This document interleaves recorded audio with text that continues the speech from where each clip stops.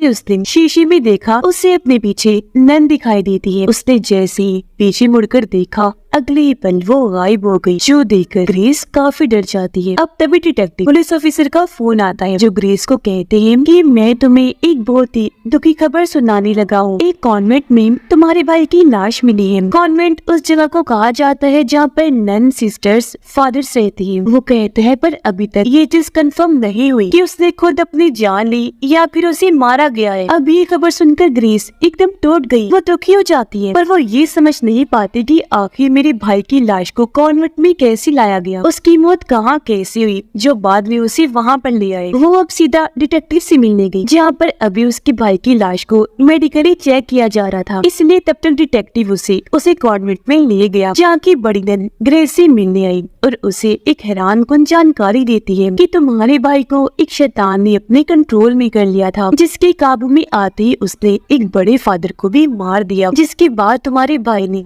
उस शैतान को रोकने के लिए अपनी जान ले ली। और ये सब मैं इसलिए जानती हूँ क्योंकि हकीकत से जुड़े मुझे ख्याल आते हैं, और ये सारी चीजें मैंने अपने ख्याल में ही देखी है। जो सुनकर ग्रेस काफी हैरान तो हुई, पर इन बातों पर यकीन नहीं आ रहा था उसे। ये सारी चीजें उसके हिसाब से बेकार थी, क्योंकि उसे गॉड या शैतान किसी पर भी यकीन नहीं था। जिसके बाद डिटेक्टिव उसे उसके भाई की लाश के पास लेकर आता है। वो लाश को देख रही थी कि तभी उसे अपने पीछे अजीब महसूस हुआ। उसने जब पलट कर देखा तो वहाँ उसकी भाई की आत्मा थी, जो उसे कह रहा था कि यहाँ से चली जाओ क्योंकि ये जगह बहुत ही खतरनाक है। जो सुनकर वो काफी घबरा गई। उसके जहन पर इतना गहरा असर हुआ कि वो वहीं गिरकर बेहोश हो जाती है। कुछ देर के बाद जब ग्रेस को होश आई तो उसके सामने एक फादर खड़े थे, जिनका नाम मैग था, और वो ग्रेस से उसके भाई और बड़े फादर की मौत की जानकारी लेने आई थी। वो ग्रेस से सवाल करती है कि क्या तुम्हारी फैमिली को पता चल गया है कि तुम्हारे भाई की मौत हो गई है, जिस पर ग्रेस ने जवाब दिया कि मेरी फैमिली में अब मेरे डैड के अलावा और कोई नहीं है, लेकिन वो भी यहाँ नहीं है। उन पर मेरी माँ को मारने का इल्जाम है, जिस वजह से वो जेल में कैद है। जो सुनकर मैग काफी हैरान रह गई। कुछ देर के बाद ग्रेस को एक विजन ख्याल आया, जहाँ पर वो कुछ लोगों को देखती है जिन्होंने चेहरों पर मास्क पहने हुए थे और वो रिचुअल जादू कर रही थी। अब तभी यहाँ बहुत सारे वॉरियर्स योद्धा आने लगते हैं, जिन्हें देखकर रिचुअल करने वाले सभी लोग डर की वजह से भागने लगते हैं, और इसी के साथ ग्रेस विजन से बाहर आ जाती है। वो अब सीधा उस जगह पर जाती है जहाँ से उसके भाई की लाश मिली, जो जगह पहाड़ के ऊपर बना चर्च था, जो आधा टूट गया था। ग्रेस बड़े गौर से चर्च को देख ही रही थी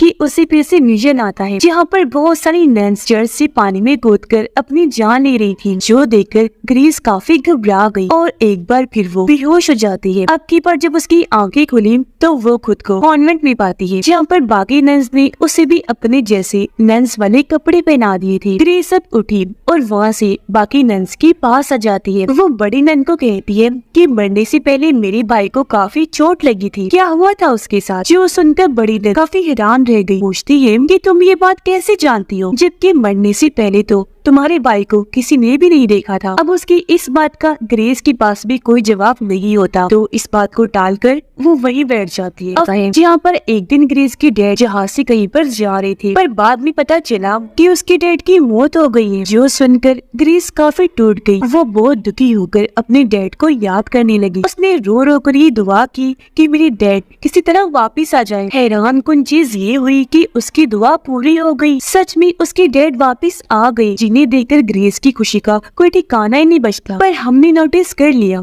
कि उस दुआ के बाद से ग्रेस की जिंदगी में उल्टी और बुरी बुरी चीजें होने लगी। ऐसा लग रहा था कि वो दुआ शैतान ने सुन ली है, जिसे पूरा करने की बदले अब उसे ग्रेस से भी कुछ चाहिए। खैर अब ग्रेस इस पास्ट से वापिस आ गई। सीन जब प्रेजेंट में आया तो ग्रेस खिड़की से बाहर देखती है, जहाँ पर एक नन काफी घबराई हुई भागकर कहीं पर जा रही थी। तब ग्रेस भी उसका पीछा करने लगती है, लेकिन तभी वो नन चाकू से अपने बाजू की नसें काट लेती है। उसका बहुत तेज खून बहने की वजह से वहीं उसकी मौत हो गई। लेकिन फिर अगले ही पल वो नन बिल्कुल ठीक हो जाती है। उसकी नसें भी ठीक थी, खून भी नहीं आ रहा था, क्योंकि नसें काटने वाली चीज ग्रेस का विजन था। जो देखकर ग्रेस एकदम हैरान रह गई। अब डिटेक्टिव बड़ी नन के पास आकर उसे सवाल करने लगा कि जब ग्रेस के भाई की लाश को यहाँ लाया गया तब पुलिस के यहाँ आने से पहले उसकी लाश को साफ किसने किया था? क्योंकि ग्रेस ये सवाल उठा रही है कि अगर मेरे भाई ने छत से कूदकर अपनी जान ली है तो फिर उसके जिस्म पर मिट्टी क्यों नहीं लगी या ऐसा कोई निशान क्यों नहीं है? उसका जिस्म बिल्कुल साफ कैसे था? जिस पर बड़ी नन कहती है कि उसे साफ मैंने किया था ताकि उसका फ्यूनरल यानी उसे अच्छे तरीके से दफन किया जाए। यहाँ बड़ी नन डिटेक्टिव को भी वही बात बताती है कि शैतान ने ग्रेस के भाई को पहले अपने कंट्रोल में किया फिर बड़े फादर को मरवा दिया। अब आगे वो शैतान किसी और की जान ना ले ले, इसीलिए ग्रेस के भाई ने छत से कूदकर अपनी ही जान दे दी। पर यहाँ ग्रेस की तरह डिटेक्टिव को भी इस बात पर यकीन नहीं होता। जिसके बाद हम फिर से पास्ट का सीन देखते हैं जहाँ पर ग्रेस के डैड वापिस तो आ गई थे पर उनके हाव भाव साथ ही बर्ताव भी काफी बदल गया था। पहले जहाँ गॉड पर उनका बहुत यकीन था और वो यकीन पूरी तरह गॉड पर से उठ गया था। साथ ही वो अपने बच्चों और बीवी को भी पिंजरों में बंद करके रखती थी। फिर एक दिन जब उनकी वाइफ ने उनकी कैद से भागने की कोशिश की तो ग्रेस के डैड ने उनका पीछा किया और सीधा उनकी जान ही ले ली। घर आकर फिर उन्होंने अपने बच्चे को पकड़ लिया क्योंकि वो उन्हें भी मारना चाहती थी। पर ठीक वक्त पर पुलिस वहां आई और उन्हें गिरफ्तार कर ली थी और तब अपनी वाइफ की मौत के जुर्म में उन्हें जेल में बंद कर दिया गया। जिसके बाद सीन वापस प्रेजेंट टाइम में आ जाता है जहाँ पर ग्रेस मैक्स से मिलने आई। उसे बताती है कि हमारी मॉम के मरने और डैड के जेल में जाने के बाद मैं और मेरा भाई इस दुनिया में बिल्कुल अकेले रह गई थी। तब इस पहाड़ वाले चर्च ने हमें गोद लेने की कोशिश की। इसी वजह से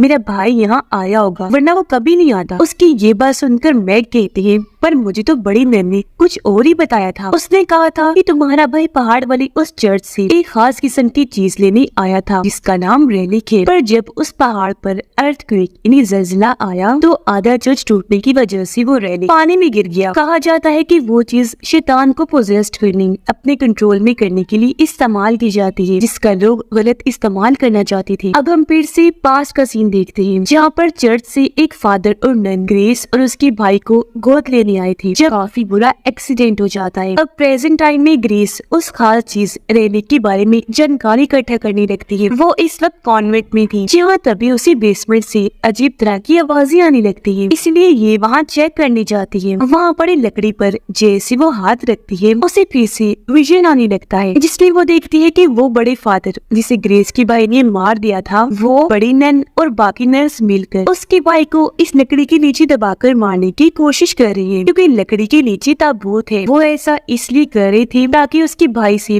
रेलिक के बारे में जान सके। तब यहाँ उसके भाई ने अपनी जान बचाने के लिए बड़े फादर को ही मार दिया। ये देखकर ग्रेस इस ख्याल से बाहर आई, साथ ही काफी घबराई भी हुई। इतनी ही देर में यहाँ एक नैन आई जिसने हाथ में चाकू पकड़ा हुआ था क्योंकि वो ग्रेस को मारने आई थी। उसका कहना था कि ग्रेस एक शैतान है जिसे मरना ही होगा। नैन चाकू लेकर जैसे ग्रेस को मारने उसकी तरफ बढ़ने लगी कि तभी कोई अनजान ना दिखने वाली ताकत नैन को पकड़ लेती है, उसका हाथ रोके रखती है। उस ताकत ने ऐसा करके ग्रेस को बचा लिया जिसके बाद वो ताकत उस नैन को ही मार देती है। अब ग्रेस वहाँ से सीधी जेल में गई अपने डैड से मिलने ताकि उन्हें बता सके कि मेरे भाई के साथ क्या हुआ। वो जब अपने डैड से बातें कर रही थी तो डैड अजीब तरह से बर्ताव करने लगी। कहते हैं कि मैं तुम्हारा डैड नहीं हूँ बल्कि तुम्हारी डैड की तो कब से मौत हो गई है। मैं दरअसल एक शैतान हूँ जिसे तुमने ही हेल यानी जहन्नुम से दुआ करके बुलाया है। जी हाँ, सच में मैंने ही तुम्हारी पुकार सुनी थी और तुम्हारे अंदर भी एक शैतान है और अब तुम चाहो तो अपनी शैतानी ताकतों से अपने मरे हुए भाई को वापस बुला सकती हो। तुम जहाँ भी जाओगी तुम्हारे अंदर का शैतान तुम्हारा पीछा कभी नहीं छोड़ेगा। जो सुनकर ग्रेस कांप उठती है। उधर डिटेक्टिव बड़ी नैन से भी रेलिक के बारे में जानकारी हासिल करने की कोशिश करता है जिस पर यहाँ बड़ी नैन ये राज खोलती है कि रेलिक कोई चीज नहीं बल्कि एक इंसान है जो भी और कोई नहीं बल्कि ग्रेस ही है। उसका भाई दरअसल उसे ही लेने चर्च आया था। ये बात हालांकि ग्रेस भी जानती है पर अभी फिलहाल उसे कुछ याद नहीं आ रहा क्योंकि उसके अंदर एक शैतान है जो उसे हर वक्त ही पोजेस्ड करके रखता है, इसलिए वो अक्सर चीजें भूल जाती है। अब ये शैतान वाली बात सुनकर डिटेक्टिव को काफी हैरत तो हुई पर उसे खास यकीन नहीं आता। दूसरी तरफ ग्रेस जब चर्च में आई